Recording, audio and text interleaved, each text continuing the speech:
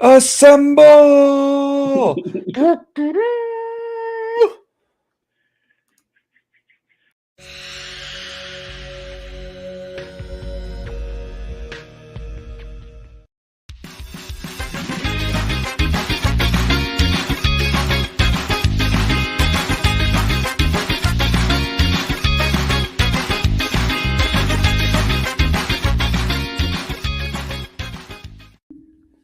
What's going on, everybody? Shout out to the Fantasy Football Advice Network on YouTube. Also, the Fantasy Sports Advice Network. Now, I'm Schultzy. This is Dengus. And we are happy to be bringing you this new show here. It's going to be called the Monday Night Forecast, kind of like a branch off here, the Fantasy Forecast with Grindberg and Biggs, if you are a fan there. And we'll be also doing a Thursday night show there with the whole crew. But Monday night, they gave me the reins, man, and it's going to be awesome because I hit up Dennis. He's my best friend. We've done tons and tons of potting together about fantasy, DFS, whatever. Yeah, we both love football, and we're hoping to just have a good time here and recap what's going on Monday night, recap the game, maybe talk some injuries.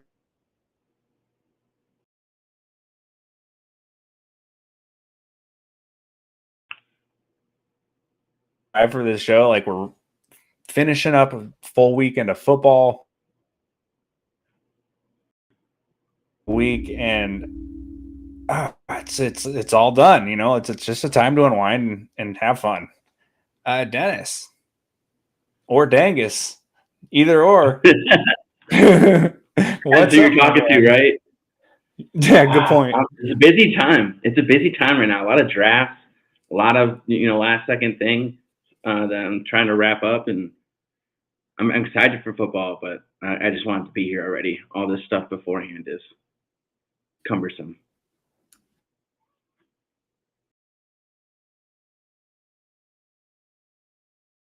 Night?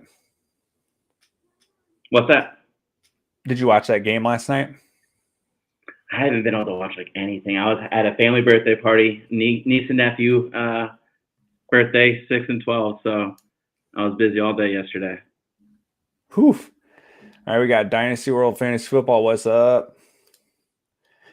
Yeah, last night, obviously Brissett took that hit, left with a shoulder injury. Don't really know what's going on there, but dude, Drake May looked good, and yeah, I just can't believe that they are not going to be starting him, and they're really going to roll Brissett. Like we've all seen it, man. We know it. We know what it is. I saw some people are afraid. They think that the Pats are nervous about the O-line and just like they don't want them to get David Carr syndrome. Right. And I've always had the opinion of like, if you draft a guy that early and you're afraid of throwing him in week one, right away is going to ruin him. Like you probably drafted the wrong dude from the start. Right. But the one exception is the offensive line is that much of a Swiss cheese piece, Right. And he's so young. Like he didn't have the reps of like a Jaden Daniels that's like 30 years old and has seen everything. You know what I mean? That's true. So we're gonna get in speaking to some Drake May, but let's we're into some risers from preseason week 3. Get this graphic up on the screen here. And let me switch this overlay so we aren't annoying. Cool. Drake May. Dude, he looked good. He couple nice connections with Jalen Polk. And I remember that third down, it was real long. He was able to, avoid some pressure, scramble up the middle. It was like a 3rd and 13 or 14. Put those wheels on, and like you could tell he thought about sliding, but like you could see it like click in his brain, like, no, I'm getting this first down, and he did, and it was awesome. He had a nice long, pretty intermediate shot to Jalen Polk that was beautiful. I think that connection is going to be great. Yeah, man, that's really good to see about the scrambling because his really good year at UNC when he still had, some more weapons around him. He was a really good runner. So, I mean, he definitely has the traits to be a plus there fantasy-wise. Mm-hmm. Millie Mills, what's up? What's up? What's up? We got Tyler, the man.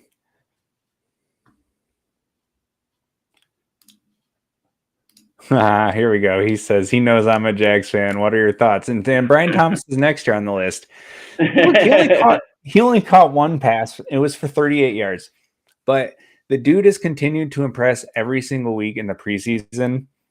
Week 1, it was that deep shot that was underthrown and contested with the cornerback, and he was able to kind of pull it in one-handed with the guy on him. It was awesome. Week 2 preseason, he had you saw the defender playing really deep on him because they're already scared of that speed. He killed the Bucks in those joint practices deep multiple times. You saw them in the preseason game already backing off of him so hard, and he ran a comeback on it, and it was just wide open on a rollout from Trevor. Beautiful play. This week, another play action play.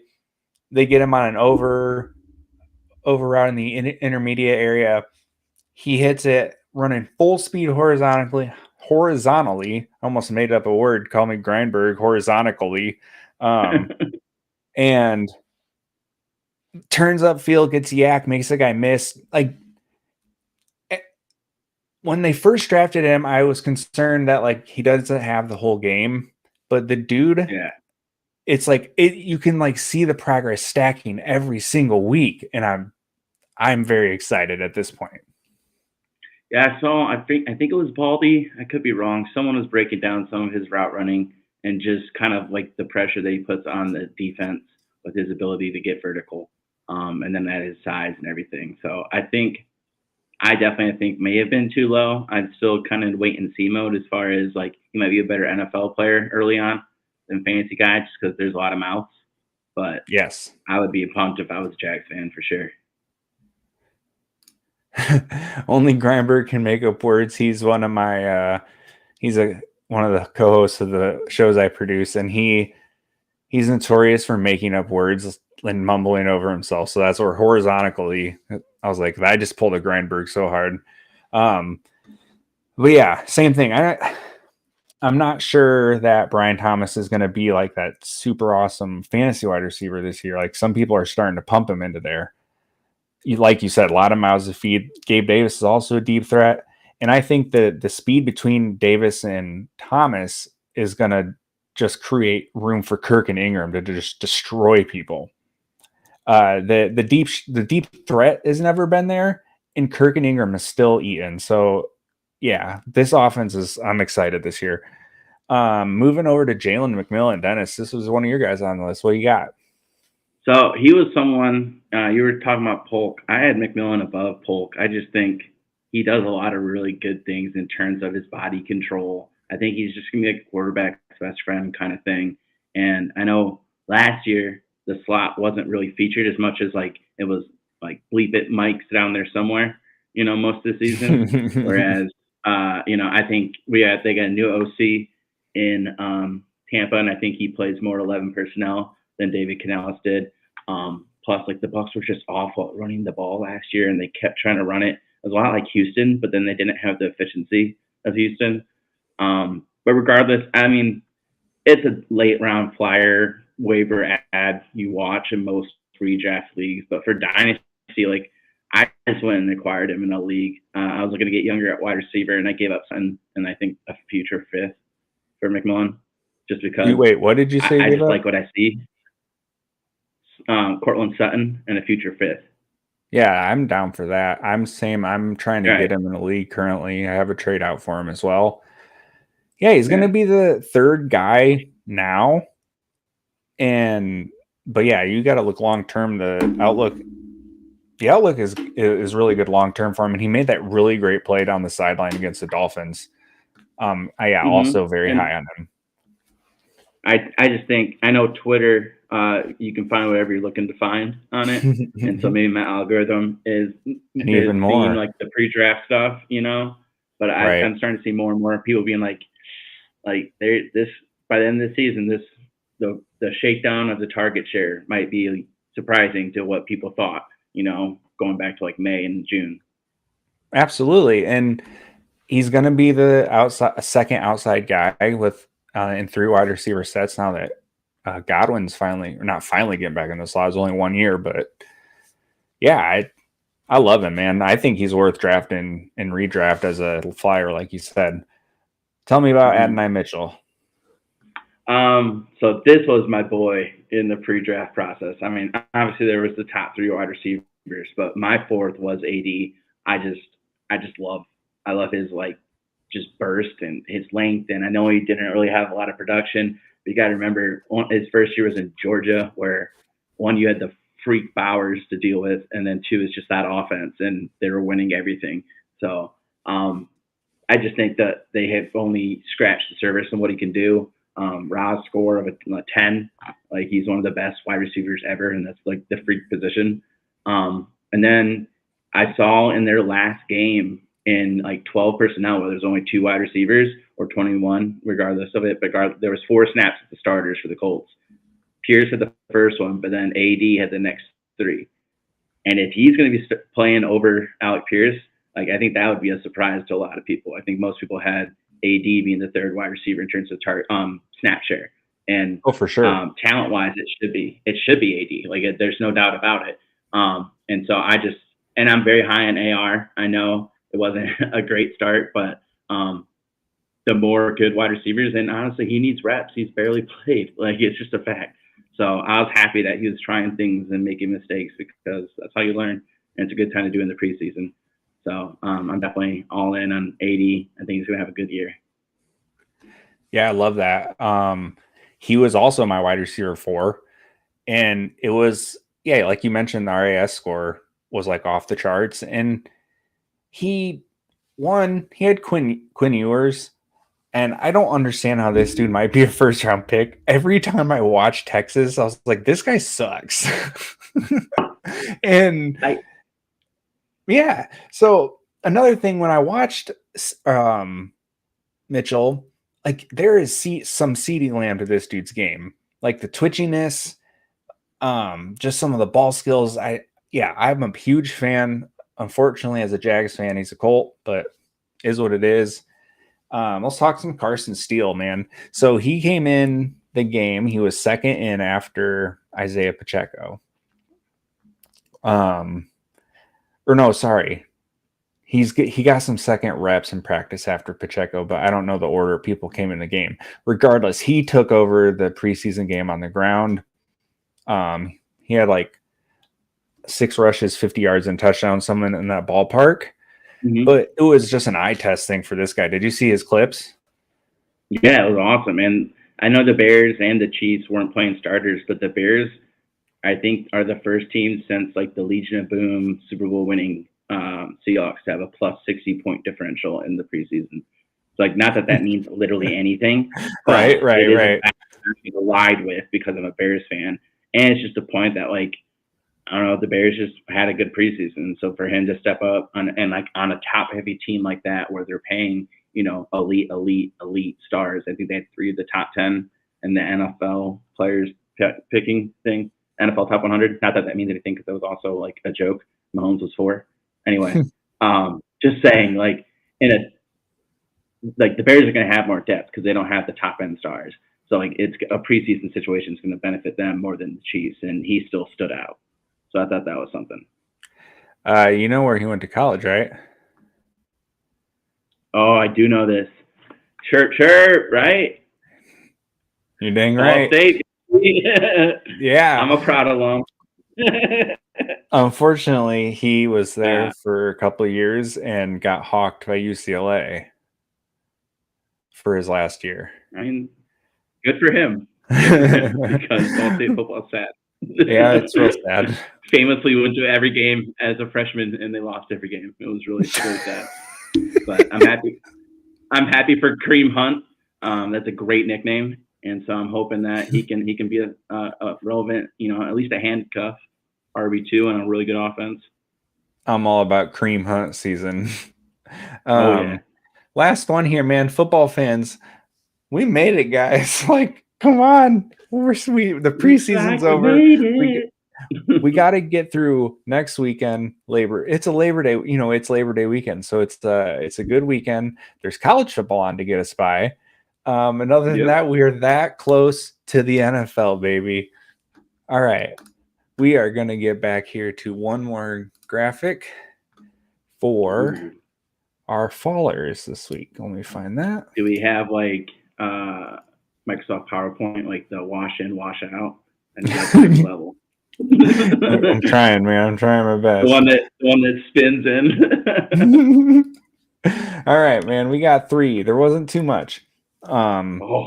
Because the playing time this week was just kind of not reliable. Not many people played starters, and the people who weren't playing starters, like there's just not a ton of fantasy relevance there, right? So wasn't too much to do on the fallers. One was Anthony Richardson. I'm not going to sit here and say I'm concerned or I'm not drafting him, but correct. That was rough Thursday night. He came out, had that opening drive, scripted opening drive, and looked fantastic. Past that, it was honestly abysmal. There was confusion that led to the pick 6. My first instinct was like, whoa, that was absolutely terrible. But, that it looked like a miscommunication. So it happens, whatever. It's still bad, obviously. But a couple other passes, like he sailed Mitchell on one wide open coming across the field. It just was some other inaccuracies. It just didn't look good. He did throw the 1 touchdown to Mitchell, which was nice. It was a nice play for both ends, for both guys, but it wasn't a very comforting, like, preseason finale for Anthony Richardson owners.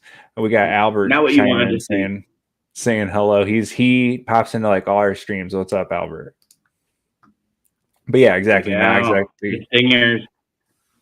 Yeah, Big Al has hit dingers. I love it.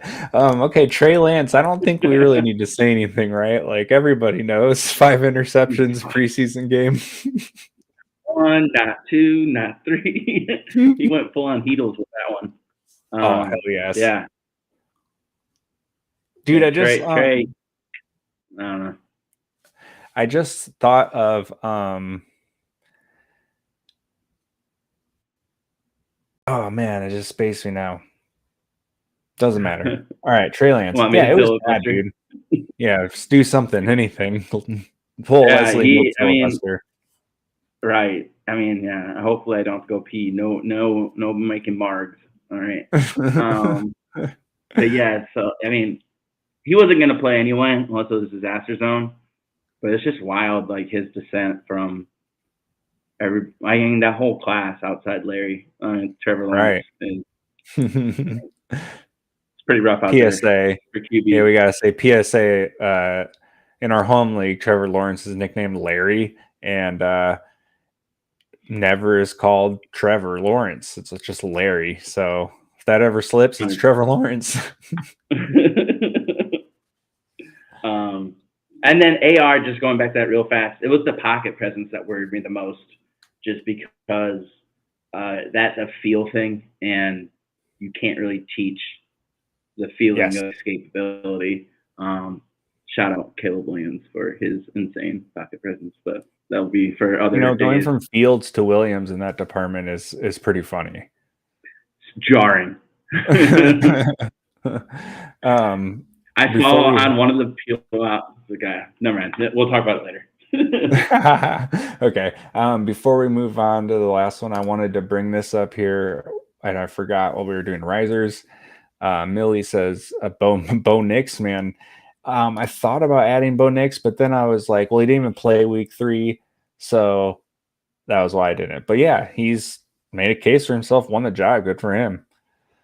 And lastly, Deneric Prince, a guy I really liked, and I have him in a league. And I thought this year, with the kind of thinness at the position, was going to be his year to step in and kind of win that backup job in camp. And unfortunately, Carson Steele just slammed that door shut hard. So R.I.P. Deneric Prince. Got anything on that? No, other than he was your boy. You're the one that got him on my radar, and it just never really happened. I'm wondering how long until Kansas City smashes the Jarrett McKinnon button. Oh, Probably like week 12 Yeah. every year. And they will have at least one like RB1 finish somehow, like the RB1, and just I know ruin it's DFS bananas. plays. So that nerds / Twitter account I sent you, I don't know if you looked at it, but these guys go back and forth and they do these crazy. It'll just be like, Yeah. give me the top 10 New York Giants in scrimmage yards from 2000 to now, and like that one is actually not like the most insanely hard one, but some of them they do, they're insane, and like these guys are pulling out the names that like some of them are who. Right. Like they do did the immaculate grid for like NBA where it's all 0%. They're the only person that guessed it. Like how? Yeah, and it's like all names of like I've never heard of that person, and he pulls it out, boom, instantly. He's like a Hootie and the Blowfish. Yeah. But anyways, long story short, they did top 10 touchdown reception leaders from Patrick Mahomes, Jerick McKinnon on the list. Shut the front door. Yeah. Oh my God. So that's wild. That's your tidbit for the night. All right. You got anything else, my friend? No. I'm ready for real football to start. NFL football. I know. It's the best. I'm so close. Oh, and I'm so pumped to get Thursday night and Friday night this year to open the week. Oh, week one. The Eagles better kill them. Other than that, I'll be sad. Yeah, I mean, I don't really care, man. I just want to watch football. But I know you're a Bears fan. And you want to see the Packers lose all the time. So I just want to watch a good game. I'm sure it'll be good. See if Eagles defense is any better. Doubtful. Yeah. All right. Well, that's going to wrap it up for us. Thanks everyone for tuning in. I know this wasn't like most exciting episode to have, but like we just wanted to get our feet wet and get a dress rehearsal in or whatever. And next time we're back in 2 weeks from tonight, we're going to be talking real football, and I can't wait. Go ahead and go week 3 for us. Yeah, exactly. You're not wrong. It's a good way to phrase it. So go to the App Store, Fantasy Sports Advice Network, download it. We have a social media platform that is literally just people talking about fantasy football. There's no politics. There's no Hawk Tua. There's no bullshit. It's fantasy football. Inside of this app or website, if you do that too, there is all videos from your favorite content creators, podcasts, articles. The goal is to grow, and you will find all of your favorite content from all of your creators in one app. So go download it. It's going to be a fun time. You will like it. Dennis, one thing around the fantasy forecast land that we always say when we leave is we hope you win. However, tonight or Monday night, the games are always going to be done. So I think we're going to go, yeah. I hope you won. And then you say, I hope you won. I like that.